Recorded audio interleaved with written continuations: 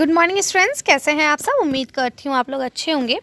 बेटा आज हम लोग आपकी रिक्वेस्ट पे कि भाई मैम क्वेश्चन पेपर को हम कैसे अटैम्प्ट कर सकते हैं या हम 100% मार्क्स कैसे ला सकते हैं, इसके बारे में आज हम लोग डिस्कशन करेंगे, है ना। आप लोग ने काफ़ी कमेंट कर रखे हैं बच्चों ने कि मैम इसके बारे में बताइए।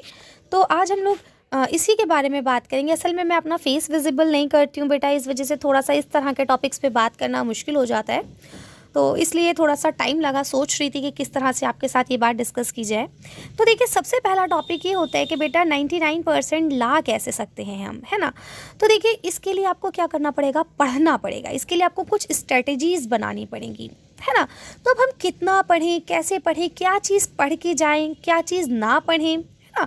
इन सब चीज़ों को हमें फॉलो अप करना पड़ेगा। हम पेपर को कैसे अटैम्प्ट करें, तो आज हम इन्हीं सारे टॉपिक्स पे बात करेंगे और इंशाल्लाह फिर आपके नंबर भी अच्छे आएंगे अगर आप उसको फॉलो अप करते हैं तो। ठीक है, चलिए तो एक एक टॉपिक देखते हैं और उस पर बात करते हैं। सबसे पहला जो आपका टॉपिक है वो यही है कि भाई पढ़ाई कैसे करें। तो देखिए सबसे इम्पॉर्टेंट चीज़ ये होती है कि बेटा आप शुरू से इस चीज़ को फॉलो कर सकते हैं कि जब आपके टीचर जिस दिन जो आपको पढ़ाएं आप उसे उसी दिन पढ़ लें, है ना। एक बार टीचर ने आपको पढ़ाया और एक बार आपने आके उसे घर में पढ़ लिया तो वो चीज़ आपको थोड़ी सी पक्की होने लगती है ना। फिर आपको सिर्फ एक बार उसे रिवाइज़ करना ही होता है क्योंकि वो चीज़ आपके दिमाग में अच्छे से आ चुकी होती है। लेकिन अब क्योंकि टाइम बहुत कम बचा है, अब आप इस तरह का कोई फॉलोअप कर नहीं सकते हैं। तो देखिए सबसे पहले आप एक काम ये कीजिए कि जिस भी चीज़ का आपका पेपर सबसे पहले है या जिस भी चीज़ की आप तैयारी कर रहे हैं उसमें सबसे पहले आप उन टॉपिक्स को उठाएं जो सबसे ज़्यादा इम्पॉर्टेंट है, या शुरू से स्टार्टिंग से पढ़ना शुरू करें और सरसरी तौर पर पूरी किताब को एक बार पढ़ें। ठीक है, जब आप उसे पढ़ लेंगे तो आपको चीज़ें समझ में आने लगेंगी। सबसे इम्पॉर्टेंट चीज़ होती है आपको स्टोरी पता हो, आपको ये पता हो कि चैप्टर हमसे कह क्या रहा है। क्योंकि कभी भी क्वेश्चन टेक्स्ट बुक से जो एक्सरसाइज क्वेश्चन होते हैं वो एज इट इज़ आपसे नहीं पूछे जाते हैं, है ना। इंटरनल क्वेश्चन बहुत सारे आते हैं जो चैप्टर के अंदर से होते हैं। ठीक है, तो सबसे पहली चीज़ यही होती है यहाँ पे सिर्फ हम उर्दू या हिंदी या इंग्लिश या साइंस किसी भी एक पर्टिकुलर लैंग्वेज या एक सब्जेक्ट की बात नहीं कर रहे हैं, हम ओवरऑल बात कर रहे हैं। ठीक है, तो हर चीज़ के लिए आपको यही करना है कि सबसे पहले आप सारे चैप्टर्स रीड आउट कर लीजिए, समझ लीजिए कि चैप्टर हमसे क्या कहना चाह रहा है।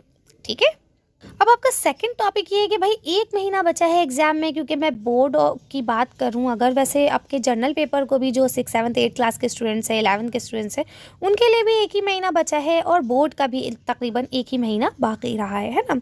तो 1 महीने भी नहीं, 25 दिन बचे हैं आप लोगों के लिए। तो बेटा क्या है कि 1 महीने में आपको तैयारी ऐसे करनी है कि अब आप लोग के प्री बोर्ड्स वगैरह तो होंगे नहीं, वो तो हो चुके हैं। हाँ, प्रैक्टिकल आप लोग के चल रहे होंगे तो आप अपना प्रैक्टिकल का जो भी वर्क है उसे जल्द से जल्द कंप्लीट करने के बाद आप अपना टाइम को डिसाइड कर लीजिए कि आप कितने टाइम क्या पढ़ेंगे।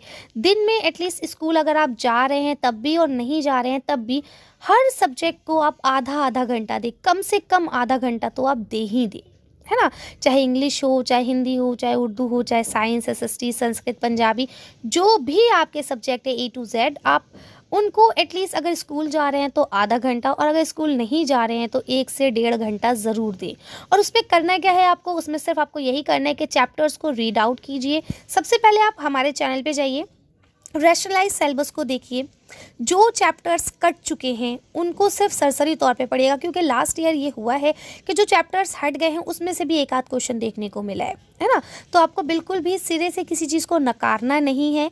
आपको क्या करना है, जो चैप्टर्स आपके हट गए हैं उनको सिर्फ एक बार देख लेना है कि अगर उससे कोई क्वेश्चन आए तो अब उसे छोड़ के ना आए। ठीक है, और बाकी जो सब्जेक्ट्स आपको, जो चैप्टर्स आपकी हैं 100% श्योर है कि हाँ भाई ये चैप्टर हमारे नहीं हटे हैं, ये आने ही आने हैं, तो आप उनको बहुत अच्छे से पढ़िए। लिंक आपको मैं डिस्क्रिप्शन में दे दूंगी रैशनलाइज सिलेबस का, उसका पूरी प्लेलिस्ट है, उसमें क्लिक करके आप अपनी क्लास का देख लीजिएगा। उसमें सारे सब्जेक्ट्स हैं और सारे मीडियम में है, इंग्लिश, हिंदी और उर्दू तीनों मीडियम में सारे सब्जेक्ट्स वहाँ पे अवेलेबल है।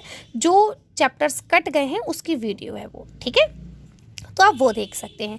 देन उसके बाद आप अच्छे से तैयारी कीजिए। जो चैप्टर आपको समझ नहीं आ रहा है, कहीं कोई कन्फ्यूजन है, तो आप अपने टीचर्स से जाके डिस्कस कीजिए। ट्यूशन जाते हैं तो ट्यूटर से बात कीजिए या आपके बड़े भाई बहन हैं उनसे पूछिए, है ना। गर्ल्स के आप हर चैप्टर को अच्छे से रीड आउट कीजिए। सबसे अच्छा तरीका होता है, रटने की ज़रूरत नहीं है, रटा हुआ ज्ञान सीमित होता है ना। हर चीज़ को समझिए। अब हम चलते हैं सबसे इम्पॉर्टेंट टॉपिक की तरफ कि भाई पेपर को हमें कैसे अटैम्प्ट करना है। ये सबसे ज़्यादा इम्पॉर्टेंट टॉपिक होता है कि हम पेपर को अटैम्प्ट कैसे करें। तो बेटा आप जिस भी सब्जेक्ट के बच्चे हैं, जो भी चीज़ का आपका पेपर हो, एक चीज़ हमेशा ध्यान रखिएगा, पेपर को एक सीक्वेंस में चलाइए, है ना। और दूसरी बात ये कि जो क्वेश्चन आपको पहले आते हैं आप उनको सबसे पहले अटैम्प्ट कीजिए, उसके बाद जो आपको थोड़े से आते हैं उनको, और सबसे लास्ट में वो कीजिए जिसको आपको लगता है कि हाँ शायद कभी पढ़ा था लेकिन पता नहीं है इसका आंसर क्या होगा और आपको थोड़ा सा टाइम लग रहा है सोचने में, वो सबसे लास्ट में अटैम्प्ट कीजिए, है ना। और पेपर को, कॉपी को, जो आपकी आंसर शीट है उसको साफ़ सुथरा रखिए। जो आपसे गलती होती है और आप यूं यूं यूं यूं करके पूरा गुचुड़ गुचुड़ करके काटते हैं ना, ये आपको नहीं करना। अगर आपसे कुछ गलत होता है तो सीधी एक लाइन से उसे कट कीजिए, है ना। और आंसर शीट में जब आप आंसर लिख रहे हो तो सबसे पहले फर्स्ट एक लाइन में लिख दीजिए कि भाई कौन सा क्वेश्चन नंबर है, देन उसके बाद अगले में आप आंसर लिखेंगे। यहाँ बस क्वेश्चन नंबर लिखना है, पूरा क्वेश्चन नहीं उतारना, उसमें आपको बहुत टाइम लगेगा। अब आप आंसर लिखिए, है ना। बड़ी क्लास में हैं आप लोग, 10th और 12th क्लास के स्टूडेंट्स हैं, तो भी कोशिश कीजिए कि आप अपने आंसर को पॉइंट्स में एक्सप्लेन करें, है ना। अगर आप पॉइंट्स में एक्सप्लेन करते हैं तो आपको नंबर बनिस्बत पैराग्राफ के ज़्यादा मिलते हैं, ठीक है। और दूसरी चीज़, अपने टाइम को मैनेज कीजिए। सबसे इम्पॉर्टेंट चीज़ यही होती है कि आपको पता है हमारे 16 क्वेश्चन आ रहे हैं, एक एक नंबर के इतने आ रहे हैं, 2 2 नंबर के इतने हैं, 8 नंबर के इतने हैं। उस हिसाब से टाइम को मैनेज कीजिए। 1 नंबर वाले के लिए 2 मिनट दे दीजिए, 2 नंबर वाले के लिए 4 मिनट दे दीजिए, है ना। और ये भी ध्यान रखिए, जिस हिसाब से मार्क्स होते हैं आंसर की लेंथ भी उसी हिसाब से बढ़ाया करिए, है ना। अगर 1 नंबर का है तो वो 2 लाइन में सफिशिएंट है ना। अब ये भी नहीं कि आपकी बात ही पूरी नहीं हो पाई, बात पूरी कीजिए, लेकिन ये है कि एक एवरेज बनाइए कि हाँ अगर 1 नंबर का है तो हम 2 लाइन में उसे कर सकते हैं, ठीक है। तो इस तरह से अपने टाइम को मैनेज कीजिए, आंसर्स को डिसाइड कीजिए कि हमें कितना आंसर लिखना है। अगर आपसे आम पूछा जा रहा है तो आप आम ही जवाब दीजिए, इमली पूछा जा रहा है तो इमली ही जवाब दीजिए। ये नहीं पूछा आम जा रहा है लिख के इमली बैठ गए, ऐसा नहीं करना है ना। सिंपल सा जो क्वेश्चन आपसे पूछा जाए सेम वही आपको जवाब देना है, खामोखा में उसे लेंथी नहीं करना है, ठीक है। तो ये कुछ छोटे छोटे आपके ट्रिक्स थी जिनको आप फॉलो करके ये आप कर सकते हैं। आप क्वेश्चन आपको अटैम्प्ट करना है। अगर हम आप उर्दू की बात करें तो आपको सबसे पहली बात तो यही है कि आपको अपनी कॉपी को उल्टा खोलना है ना। उर्दू की कॉपी हमेशा पीछे की तरफ से चलती है, और उसके बाद पहले आप सबसे पहले जो आपके पैराग्राफ वगैरह होते हैं उनको अटैम्प्ट कर लीजिए, है ना। साफ साफ कॉपी को साफ रखिए, 2-3 कलर के पेन का इस्तेमाल कीजिए, है ना, ताकि आपकी कॉपी खूबसूरत लगे। राइटिंग अच्छी रखिए। अभी आपके पास 1 महीना है, रोज़ 1 पेज राइटिंग कीजिए ताकि आपकी राइटिंग अच्छी हो सके। डिक्टेशन लिखिए ताकि आपका जो मतलब आप लिखते हैं वर्ड्स मीनिंग या आपकी स्पेलिंग्स उसमें मिस्टेक ना हो, ठीक है ना। तो ये छोटी छोटी ट्रिक्स हैं जिनको आप फॉलो अप करके कर सकते हैं। और रही बात उर्दू की, सारी वीडियोस आपको मेरे चैनल पे मिल ही जाएंगी, ग्रामर और आपके चैप्टर्स विद आंसर्स एक्सप्लेनेशन के साथ, तो आप उन्हें बैठ के सरसरी तौर पर देख सकते हैं। अच्छा, सबसे इंपॉर्टेंट चीज़ ये है कि आप 9th-10th वाले बच्चे बड़े कन्फ्यूज़ है कि मैम दूर पास आएगी कि नहीं आएगी।